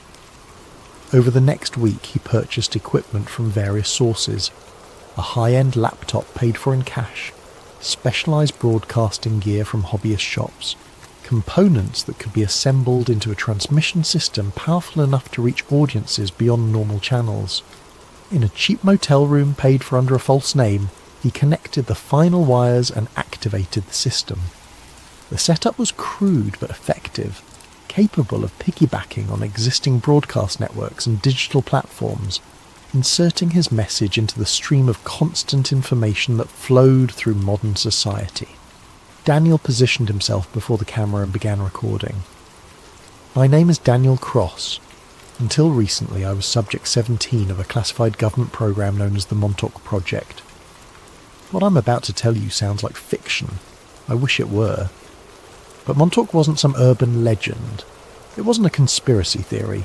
It is real. In the late 1970s and early 1980s, at the decommissioned Camp Hero Air Force Base in Montauk, New York, the government conducted experiments in mind control, teleportation, and dimensional manipulation. They used children with psychic abilities. I was one of those children. They discovered that the human mind, properly augmented and focused through what they called the Montauk chair, could do more than just bend spoons or read thoughts. It could tear holes in the fabric of reality itself. Through these experiments, contact was made with entities from beyond our dimension. The scientists thought they were communicating with advanced beings who would share knowledge and technology. They didn't understand what they were really dealing with.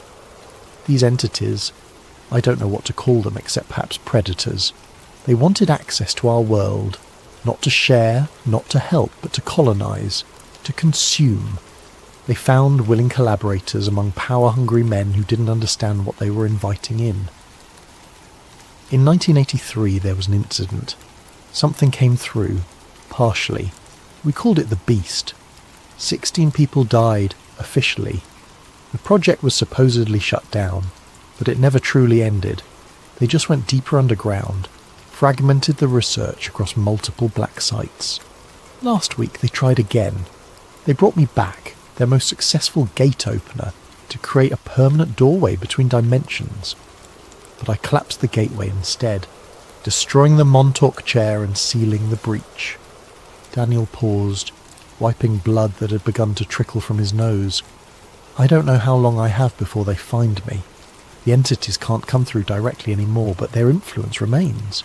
They've compromised people in positions of power, not through some sci-fi body snatching, but through whispered promises, glimpses of knowledge no human was meant to possess. The technology created at Montauk still exists in fragmented form.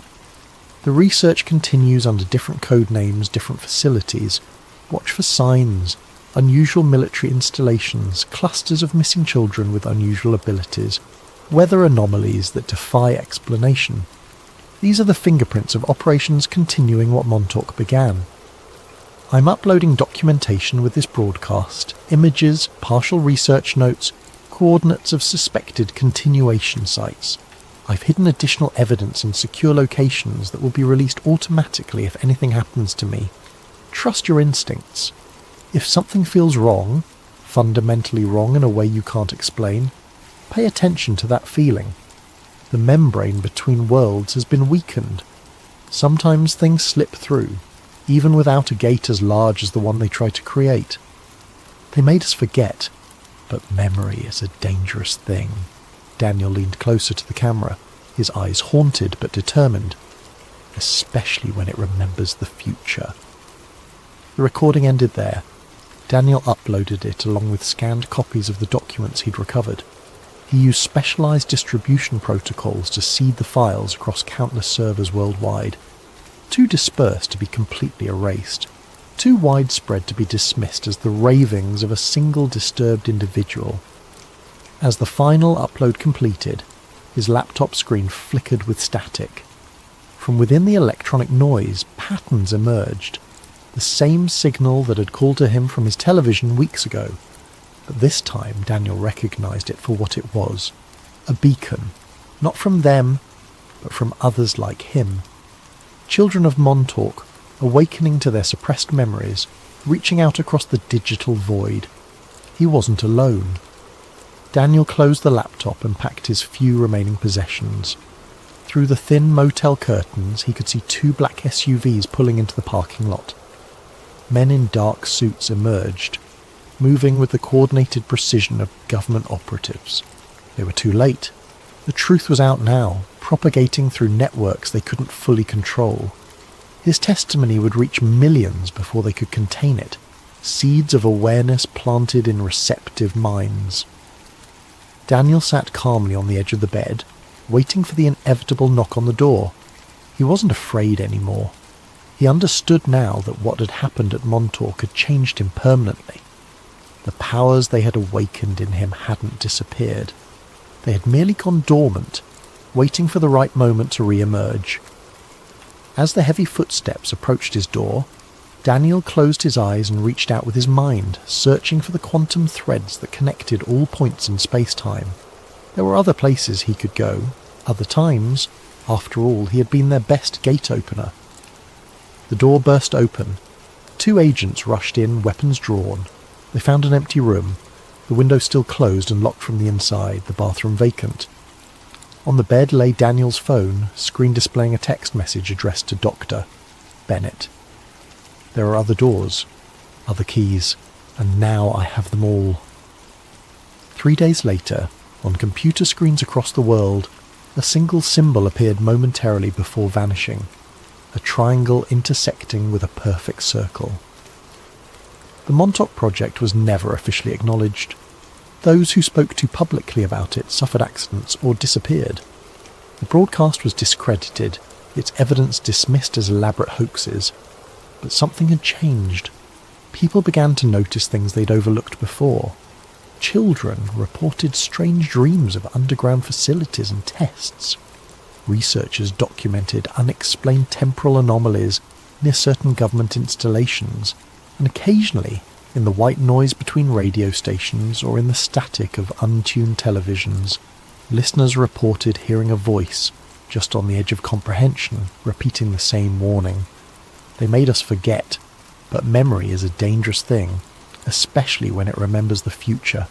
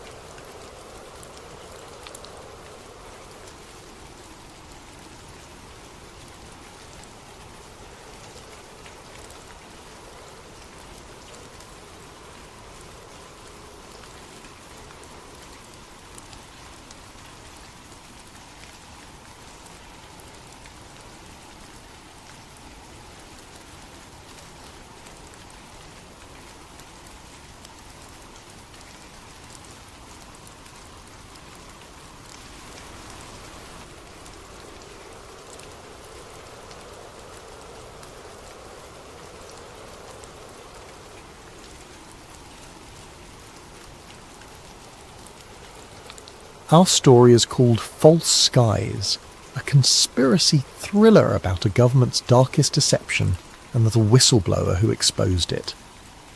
It imagines a world where the worst terror attack in modern history was not only foreseen, but deliberately orchestrated to spark endless war, and funnel billions into a sprawling military-industrial complex. Now, 2 decades later, an unassuming former FBI data analyst named Thomas Keane leaks hidden documents that point to a monstrous betrayal and becomes the most wanted man in the nation. Pursued by a shadowy agency determined to keep the official version sealed, Keane races to share the truth with a public reeling from revelations that might reshape the entire post-attack world order. If you find your eyes growing heavy at any point, that's okay. This story is meant to be richly detailed. Perhaps you'll drift to sleep while pondering how fear can become a profitable enterprise, or maybe you'll stay riveted till the final word, uncovering each layer with breathless suspense. Either way, I hope you come away with new insights into how power, once obtained, can cling fiercely to the shadows. Shall we begin? Then settle in, let your breathing slow, and imagine the flicker of old computer screens, top-secret binders, and a few missing pages that change the course of entire nations. This is False Skies, told in 5 parts, each revealing a deeper rung of the labyrinth. Listen closely. The greatest secrets often hide in the quiet corners of official stories. Thomas Keane didn't feel like a revolutionary when he first pressed send. He was simply a man weighed down by guilt, holding a flash drive stuffed with revelations that haunted him for years. The file name he'd chosen of Black Dust gave no hint to the explosive contents. A trove of classified FBI memos, shipping manifests and encrypted communications that, if authenticated, would confirm every darkest rumour about the worst terrorist attack in modern memory. The day of the leak dawned cloudy, ironically anticlimactic for a moment that might reshape history. Keane sat in a dingy motel room near a dusty highway, a battered laptop perched on a wobbly table. The place smelled of stale coffee and regret, but it had functioning Wi-Fi. He checked his secure connection one last time, heart thrumming. With trembling fingers, he uploaded Black Dust to an overseas whistleblower website known for releasing hidden archives. He paused, typed a short note, for the thousands who died and the millions misled. Then he pressed send. Within the hour, that file reached multiple journalists and a global news outlet with a reputation for defying government censors. The outlet's editorial board pored over it, verifying bits of data in a hush of excitement and alarm. By the end of the day, the first breaking story appeared online, overshadowed by disclaimers. Unverified documents claimed to reveal inside plot behind 20-year-old attack. Skeptics rolled their eyes. Conspiracy theorists hailed it as the smoking gun they'd always wanted.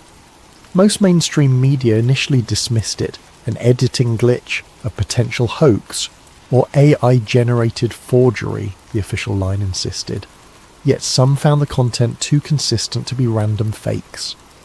A set of typed memos from high-level intelligence briefings dated months before the attack, discussing the necessity of a catalytic event to unify public support for indefinite overseas campaigns. Detailed logs showed insurance policy expansions on certain tower floors days prior. Even stand-down orders for certain war games suspiciously matched the real timeline. Keane watched from his motel room's flickering TV as a breathless anchor tried to explain the leak, disclaiming that the White House calls it foreign propaganda. He sighed. The official denial had begun. Next would come the manhunt for the leaker.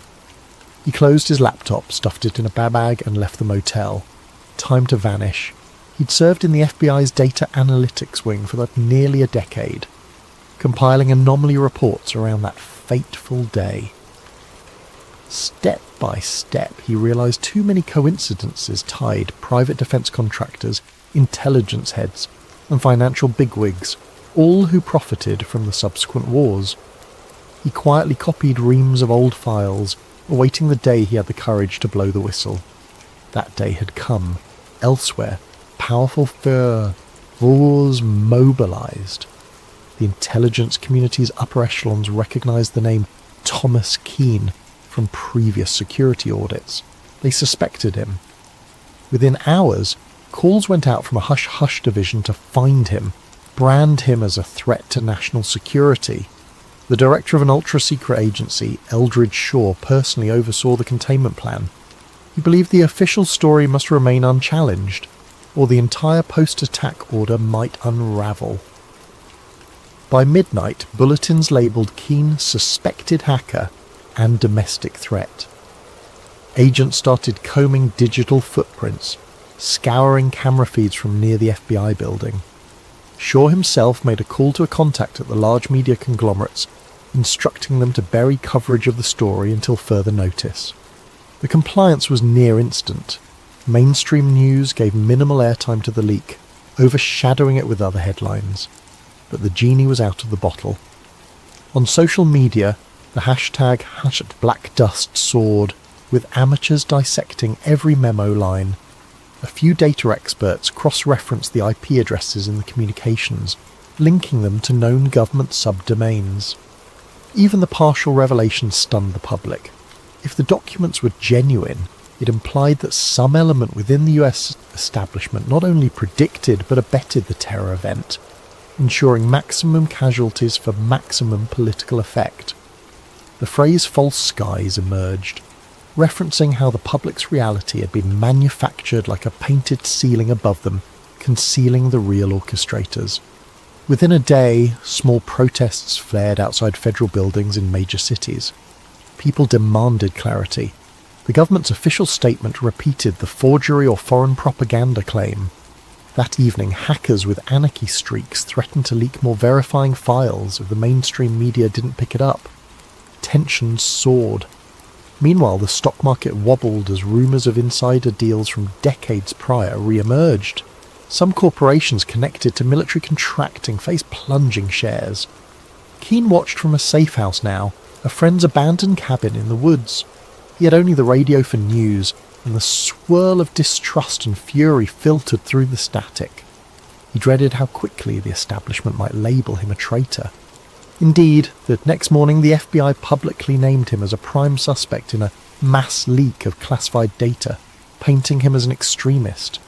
His old colleagues, uncertain, gave no comment. But behind the scenes, many believed the documents might be real.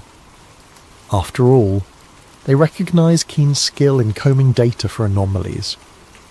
Among the swirl stood a figure named Sarah Voss, an investigative journalist blacklisted from major networks for challenging official 9/11 narratives in the past. She recognised the pattern in these newly leaked documents. They matched puzzle pieces she'd glimpsed in hushed conversation with insiders. She reached out to the new site that hosted the files, leaving an encrypted message: "I can help verify. Let me speak to the source." That message eventually found its way to Keane via an online confidant, setting the stage for an alliance that might shake the entire narrative.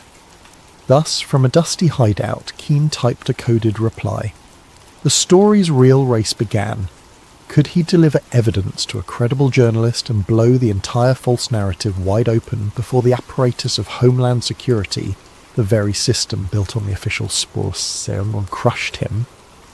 The next step would be forging that alliance with Voss and hoping her instincts for truth outweighed her fear of retribution. For if the government's darkest deception was about to be exposed, those who profited from war would not hesitate to silence him, or anyone else, to keep the official illusions intact. 2 days after the leak, the national conversation roiled in confusion. Official channels insisted the Black Dust documents were an elaborate hoax. Yet smaller media sites posted side-by-side comparisons with legitimate CIA or FBI formatting, showing consistent digital footprints. The public found itself caught between an official narrative and a swirling impetus to question everything. Some believed wholeheartedly in the new revelations, others recoiled or felt threatened by the idea that the last 2 decades of conflict might have been orchestrated. Thomas Keane was already on every national watch list. He'd been a mid-level FBI data analyst until 2 years prior, known for thoroughness but also for quietly raising flags about inconsistent intelligence reports pre-9/11. The day he left the bureau, no one suspected he'd spent months copying old files slated for permanent seal.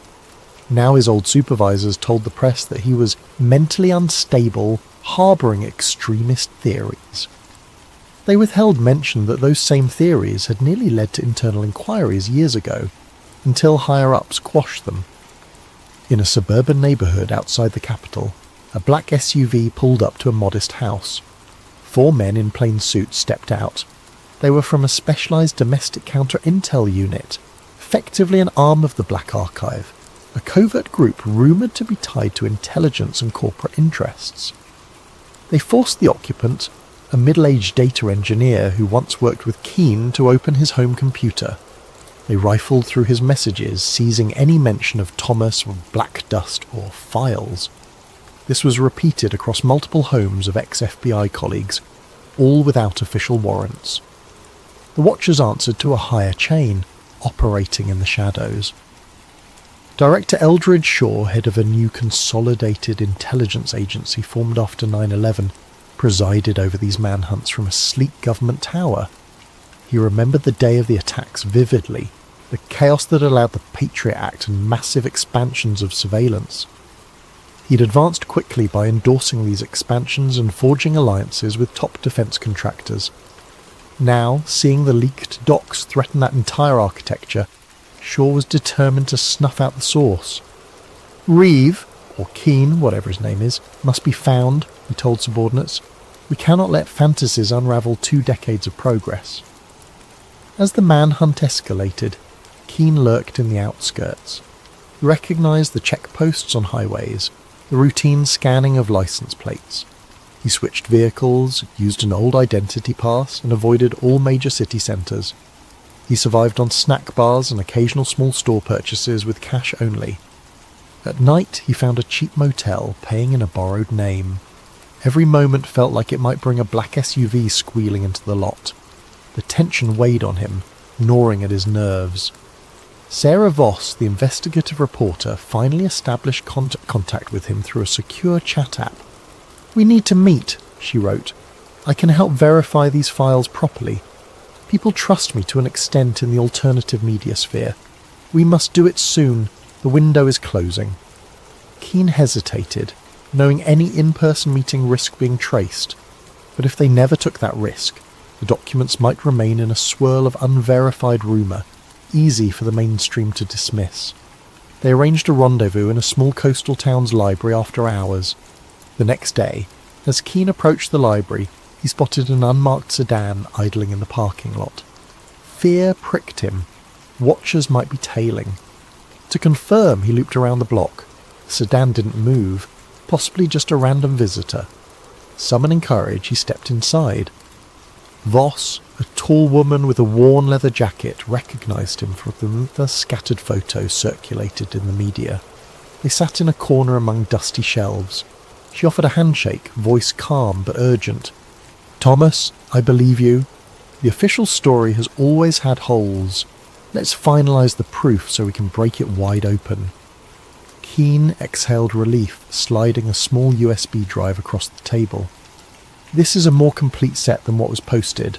Contains direct memos about the stand-down orders, the deals with defence contractors, the flight path manipulations. Also internal emails referencing the hijackers as assets gone rogue." He paused, tears flickering in his eyes. They used the tragedy for indefinite war, Sarah. They let it happen, or worse, engineered it. Sarah's breath caught. She skimmed a few files on her laptop, eyes widening at references to bank accounts, coded references to Operation Silence. She nodded.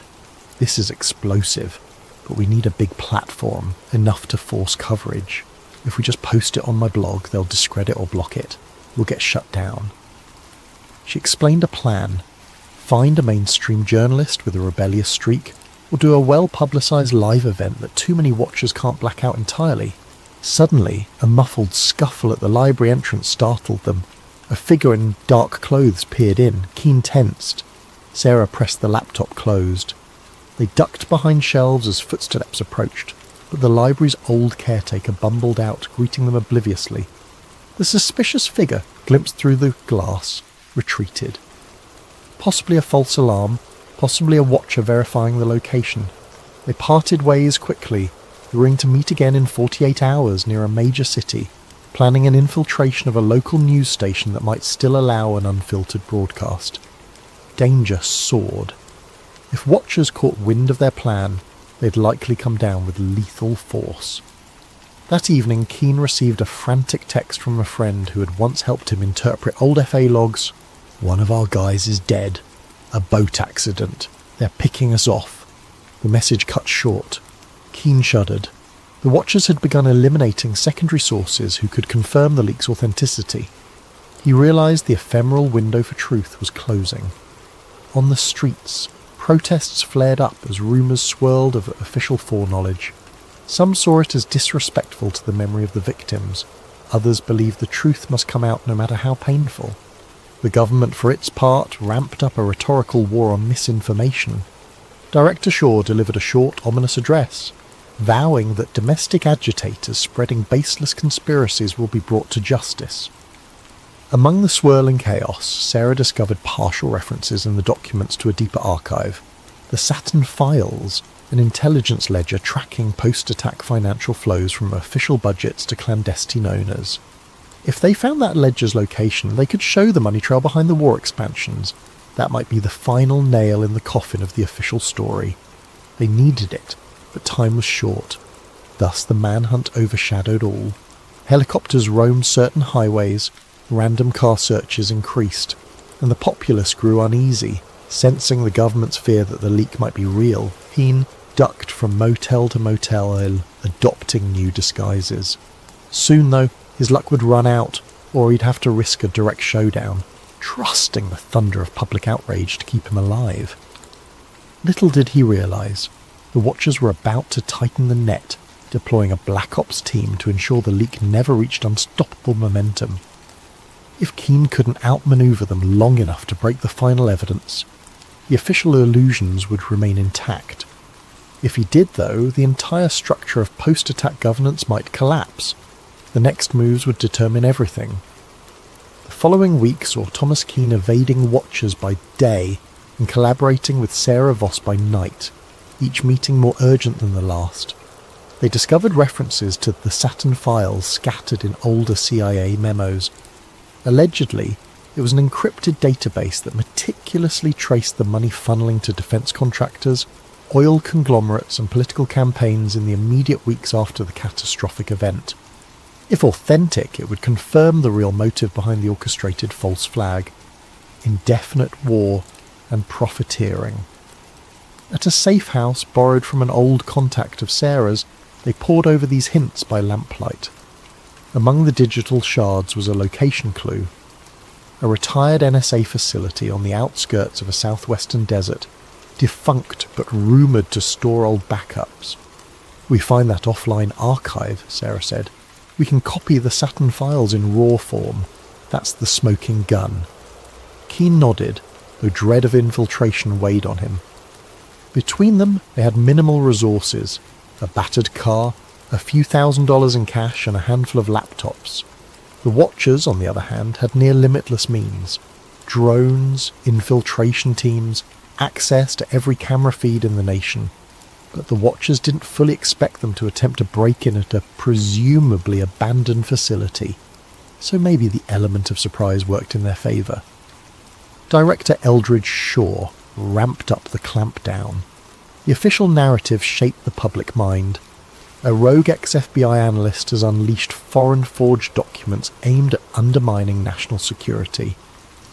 Many believed it, but a growing minority saw government overreach, especially after multiple suspicious accidents claimed the lives of other potential whistleblowers. People asked, if it's so false, why chase and kill so aggressively? In one instance, a known data archivist was found shot in his home, with the press labelling it a botched robbery, ignoring the data archivist's link to the leaked material. On social media, had black dust soared. Some city squares erupted in protest, carrying signs that read, "We deserve the truth," or "Stop killing our whistleblowers." The Watchers responded by intensifying arrests, calling them rioters. Keane tried to remain focused. He realised that if the Saturn Files were real, it might show direct bank transfers from major corporate boards into the pockets of certain officials, all tied to legislation passing huge war budgets after the false flag. That would upend the entire post-attack establishment. No wonder they're stopping at nothing, Sarah murmured. Securing fake IDs, they travelled cross-country by back roads. Each motel they used for a single night, paying cash. They dodged major highways, suspecting license plate readers. The Watchers likely guessed their aim was to expose more data, but might not know the exact target. Meanwhile, the tension between them soared. The climate was near police state. Newscasts repeated that the domestic terrorist Thomas Keane must be turned in. Civilians were promised big rewards for tips. Billboards with Keane's face popped up along highways. He wore a baseball cap and used tinted glasses, but each day was a dice roll. A near encounter. On a lonely stretch, a black SUV sped behind them. They recognised the pattern. Sarah swerved onto a side route, forging through a small farmland path. The Watchers gave chase. Shots rang out, blowing a tyre. The car careened into a ditch. They scrambled out, hid among tall corn. The Watchers searched, but eventually gave up, presumably to avoid a big scene. This brush with violent capture left them rattled, but also more resolved. "We're obviously on the right track if they're that desperate," Sarah said, breath shaky. Finally, after days, they reached the deserted perimeter of the old NSA outpost. It was ringed by a crumbling fence, a few rusted signposts. By the look of the cracked asphalt and weed-choked yard, it had been abandoned for over a decade. Perfect place to bury secrets. Under twilight, they found a corner of the fence cut open by looters. They slipped inside quietly. The main building rose in silhouette, windows boarded up. A stray coyote howled in the distance, wind carrying a faint metallic whistling from open vents. Inside, dust-coated floors. Old cubicles sat in disarray. They used flashlights to navigate. Eventually they located a sub-basement with battered computer racks. A few beeped faintly with emergency power. "There's power? That's suspicious," Keane muttered. Indeed, it suggested the Watchers might still be pulling some data from here. They approached a locked door labelled Server Vault Archive 6. With Sarah's phone, they scanned a partial code from the documents, generating a bypass sequence that might override older system locks. After multiple tries, a green light flickered. The vault door clunked open. Inside the vault, rows of drives and reels lined metal shelves. Dusty but humming with minimal climate control. They sifted through labels: Operation Cast Peak, Post-K-War Roster, Saturn. That was it. A battered cluster of servers with the word Saturn FSV. They carefully powered one terminal, hooking it to a laptop. Sarah typed a root command. The screen glowed. Restricted. Saturn 1, 2, 3. Enter pass. They tried typical keywords from the docs. On the third attempt, a beep. Access. They were in, files scrolled, each referencing massive funding authorizations, building demolitions, insider trading, logs dated within days of the big attack. The scope was monstrous. It implicated high-level bureaucrats, big banks, and even a few journalists. They orchestrated the tragedy to galvanize fear, pass endless war budgets, feed the arms economy, Sarah whispered, stunned. All hidden under national security drapery. Some lines suggested hijackers were known assets used as a controlled ignition. The betrayal was staggering. In that hush, footsteps upstairs. The Watchers had arrived, no doubt detecting the power usage. "We must copy this now," Keane said, launching a data transfer to multiple external drives. Meanwhile, Sarah prepared to kill lights and hide, but the Watchers rushed down, flashlights slicing through gloom. Gunfire echoed. Bullets pinged off server racks. Sarah huddled behind a console, returning fire with a small pistol she carried. Keane initiated an upload, hooking the server to a secure satellite link via a portable router. The Watchers advanced. He typed frantically, the progress bar inching along, transmission at 10%. Then Director Shaw himself stepped in. "Stop!" he roared, voice reverberating in the metal corridor. "Keane, you have no idea what you're unleashing. The stability of entire alliances depends on burying that day's complexities." Shots resumed. Sarah took a graze to her shoulder, but kept the Watchers pinned. The bar reached 50%. Shaw barked an order to lob a small explosive. They tossed a flashbang. The ear-shattering pop disoriented them. The watchers closed in, tackling Sarah. Another pinned Keane. The laptop screen cracked under a boot. The upload froze at 80%. In the struggle, Keane twisted free, smashing a guard's face with the laptop, which ironically forced the laptop back to life. The watchers tried to pull cables. Meanwhile, a stray bullet hit a server coolant line. Steam hissed. The infiltration team realized this was too risky. The entire place might go up. Shaw advanced on Keane, gun raised. "You can die here with your illusions, or you can vanish quietly. The truth will never see daylight." Suddenly an explosion from the coolant line triggered a chain reaction in the old power system. Fire licked the corners, sending watchers scrambling. Sarah crawled to safety. Keane, battered, saw the upload bar at 98%. He roared in defiance, pressing a final keystroke to confirm. The system beeped success. The watchers realized the data had been sent out, unstoppable now. Furious, one aimed at Keane's chest. A final shot rang out. Darkness overcame him. The watchers yanked the cable, but it was too late. The Saturn files had presumably reached a safe node on the open web. Alarms beeped. The facility's meltdown forced a hurried retreat. In the swirling smoke, Sarah was dragged away by an explosion's concussive wave. The watchers grabbed Shaw, retreating. The entire sub-basement collapsed in flame and dust. For all they knew, Keane perished under the rubble. But the watchers had lost the bigger war. The Saturn files were free. Within hours, a torrent of new evidence, the Saturn files, flooded the internet. Anonymous activists, archivists, and journalists worldwide mirrored the data. Even as official agencies tried to block or discredit it, the story soared across social media, overshadowing government censorship efforts. Original documents codenamed Operation White Dawn, some Project Switchboard, commissioned for Filter some Rossi, provided stark details. Insider collusion with extremist groups, advanced planning to ensure that attacks triggered, panic and indefinite war mobilization, international reaction. Allies demanded urgent clarifications from Washington. Rival nations called for an emergency UN session. The general public, seeing internal memos where top officials weighed acceptable civilian losses for strategic advantage, reeled in fury. Large-scale protests ignited in multiple capitals. People demanded resignations. The entire intelligence apparatus faced the biggest crisis of legitimacy since the day it was formed.